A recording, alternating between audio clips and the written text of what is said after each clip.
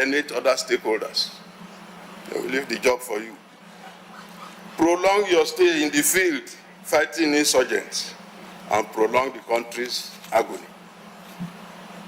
Furthermore, bearing in mind that you are primarily fighting for the hearts and minds of the people, never go into any operation treating the populace as if they are second-class citizens and you are their overlord. You will not get any cooperation or intelligence from them with those attitudes. You see, the communists, every military unit has a political commissar. These commissars are there, they don't do any fighting, but they also wear uniform. Their job is to tell the military and the populace exactly the purpose of why they are fighting. To get the people on the side of the military. But I'm not at all advocating that we should start having political commissars. No. What I'm saying is, Joint Task Force commanders, it is your duty to take up that challenge.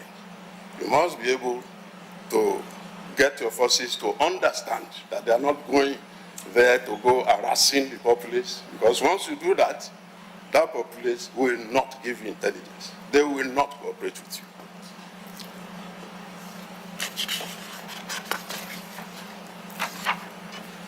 We must also adhere to policy guidelines, which are already clearly spelled out in the country's national defense policy, national security strategy, and other national documents. For example, equipment, aircraft, personnel, arms and ammo allocated to a joint task force automatically come under the operational control of the Chief of Defense Staff and his joint task force commanders.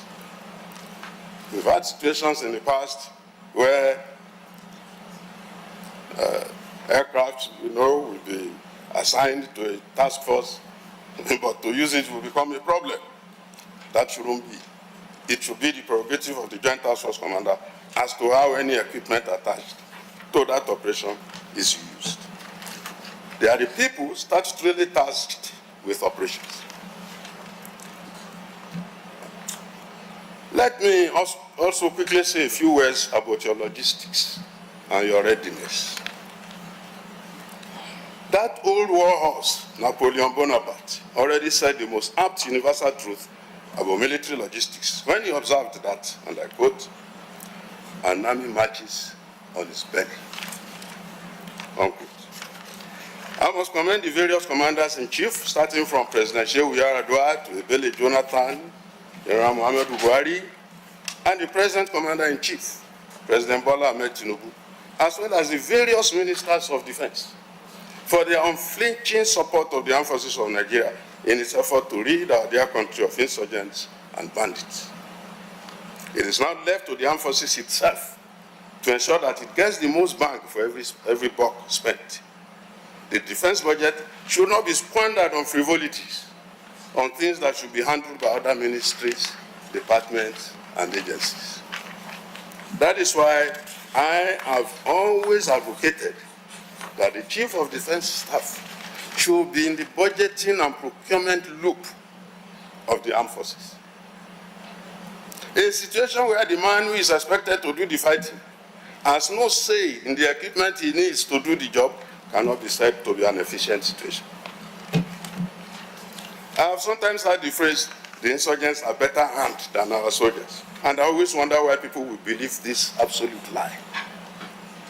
What type of arms or ammunition can Boko Haram get that Nigeria cannot procure?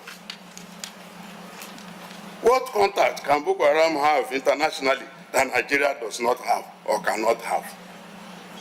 While I can agree that you may sometimes see Boko Haram with certain weapons that were hitherto not available to them, the solution is to quickly get a counter to that weapon. In any event, if the defense headquarters was given a say in the type of weapons to procure, based on the threat it had assessed, the possibility of being surprised by the type of weapon Boko Haram is fielding will be greatly reduced. Let me leave the higher management of defense for now and look at you, the war fighters. and I'm going to talk briefly about your preparedness. My appeal to you, the fighters, is to please ensure the readiness of your men at all times when in an area of active conflict. I've sometimes heard that the insurgents employ black magic. But let me assure you that the most potent traditional medicine that Boko Haram and this one have is surprise. When they surprise you, that's their medicine. A body of fighting men taken by surprise is the most pathetic of all situations. Boko Haram or ISWAP, man for man, is not better trained nor better armed than the armed forces of Nigeria. Some of them were farmers, some were car washmen, they were washing cars. We saw their history. But surprise equalizes everything. You must protect your forces, and your forces must be alert. Test your defenses at all hours. Simulate attacks at any available opportunity, and do not give the insurgents breathing space. Once they are resting, you can be sure they are planning evil and mayhem. A final word on intelligence. When Boko Haram wants to attack a location in Gamboru Ngala, for example, it doesn't come to Abuja to obtain intelligence. It goes to the location to be attacked and its environs to see how prepared they are. How well can we attack? Where can we come from? It goes to where it wants to attack. For you in the field, the situation cannot be different. You must do all that is in your power to obtain sufficient intelligence to protect your forces and your operations. Whatever the empowerment that needs to be given to the Joint Task Force commanders to be able to achieve this must be given. Must be given.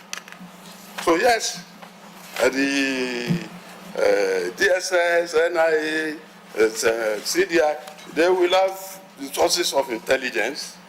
They will give you, they are supposed to share that with you. However, the truth of the matter is that you that are on the spot, closest to the people that you are trying to get rid of, you are in the best position to get intelligence. So if they've not been given these resources, I suggest that they should be given to be able to look for operational intelligence for their troops. In conclusion, I will be pointing out that what is to be done, I would like to conclude by pointing out that what is to be done and who is to do it when countering insurgency and terrorism have been laid out in various policy documents of government. They are there. There's nothing secret in what I've said. What we need now is improved coordination that involves measuring the effectiveness of various agencies of government that are tasked with pushing the already laid down policies that will result in